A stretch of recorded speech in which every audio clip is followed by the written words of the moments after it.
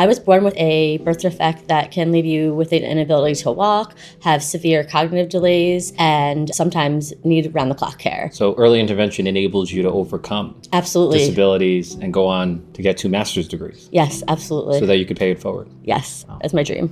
Well, now early intervention is a right under federal law. Is every child who needs early intervention receiving it? No, absolutely not. Do you think the state of New York is violating the civil rights of toddlers and infants with disabilities and developmental delays? Absolutely, without a doubt. If you do not crawl, that is going to affect the way you sit in a classroom. It's going to affect your reading scores. You cannot skip any steps in the early stages. So you've been in early intervention for 30 years. For 30 years. You've gone without a pay increase for how long? Since we started.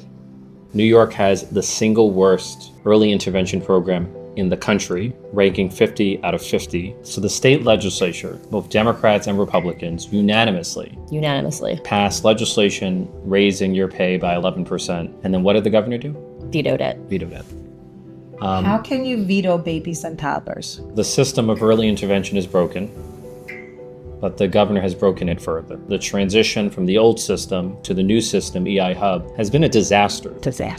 I personally struggled to get paid for the first 15 weeks. You're a working class person. Yes. And even though you were not getting paid, you were still working because the kids need you. I was still working because the kids need me, and I felt held hostage by the hub. I sold things to be able to pay my staff. We needed to take out a line of credit. How much credit did you have to take out? We took out a revolving line of $100,000. So even though you've dedicated 30 years of your life to early intervention, you're no longer taking new cases. Do you feel like you're being forced out of your profession? I am absolutely being forced out of early intervention. Random strangers from across the state message me on Facebook saying, I don't know what to do. I can't get paid. Can you help me?